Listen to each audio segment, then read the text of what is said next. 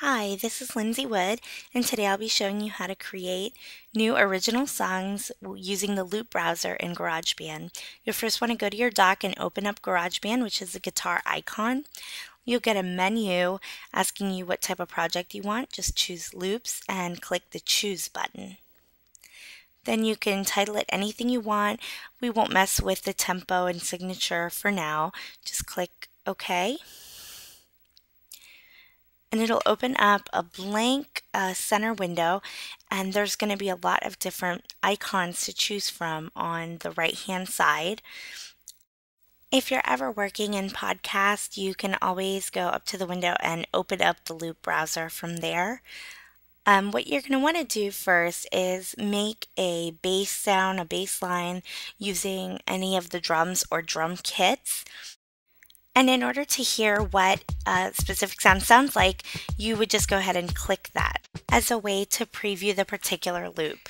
As you're making your selection, pay close attention to the beats per measure because you'll want to keep that consistent in all of the loops that you choose.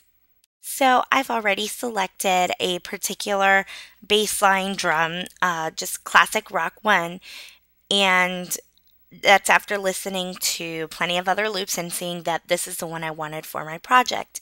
So once I choose it, I'm simply going to click on it and drag it into my main window and pull it to the beginning of the clip, and it'll stay right there. If you'll notice, if I want to lengthen it and make it repeat over and over, I click on the corner till I get that loopy symbol and drag it all the way across.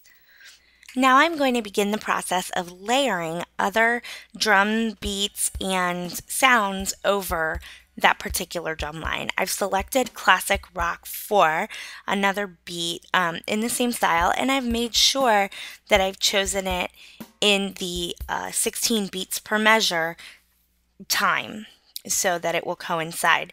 So I just need to find a good spot to begin it, because it's always important to kind of lead in with a beat and not start all your sounds at one time. So just drag the next beat and pull it over with the loop symbol to repeat it to where you want it to end. Also remember, you don't want to end all your sounds at the same time. You want to stagger them in and out in order to create a more professional sounding musical piece. And so you can play and listen to how it sounds. Make sure that your sounds are lined up, because if they're not, you will get a piece that sounds very out of sync. Now you can see that I'm using the buttons in the Loop browser to select the type of instrument or musical style that I'm looking for. I'm also going to click the beats symbol so that it sorts the loop selections by beats per measure, so that I can make sure that I'm choosing a complementary sound to add to my loop recording. So I've previewed and liked the sound of Strummed Acoustic 1, and I'm going to just drag it into my loop window and again stagger it in to create a more professional sounding piece. Then, in order to not get too repetitive, instead of looping that particular piece and dragging it over, I'm going to choose another complementary piece, Strummed Acoustic 2, and just lay it right next to it. For more variety, I'll add in the Strummed Acoustic 1 again, just to alternate the pieces a little bit. And then I'm thinking, since I'm creating a really short clip, I'm just going to finish it out with some Strummed Acoustic 1 and add it in at the very end. Sometimes you can also get a really great sound by adding in riffs or funky little pieces in the middle. So I'm going to go to my drum browser again and try to find maybe a drum to fit in with that Strummed Acoustic 2 to give it a funkier sound and a more professional sounding quality. So I'm going to want to layer that upbeat funky drum, and I want to listen to a few of them to see what's going to go best with my Strummed Acoustic 2 piece. And after listening to it and recognizing the sound of my piece, I'm going to choose the upbeat funky drums too and just layer it right underneath the Strummed Acoustic 2. Then I'll go back to the beginning and listen to what my loop sounds like so far.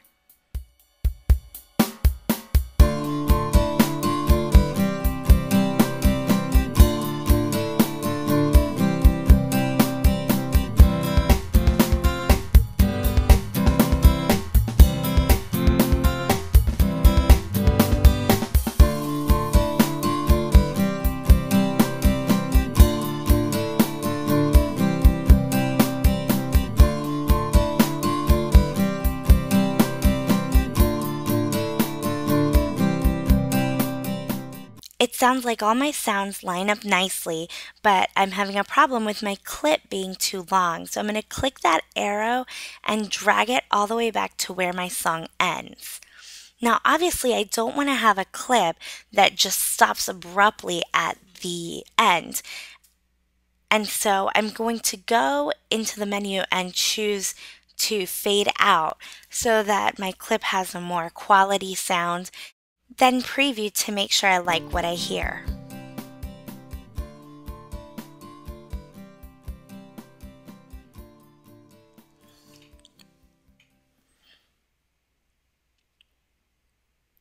When I'm sure that my song is complete, I'm going to save the file so that I can edit it in the future.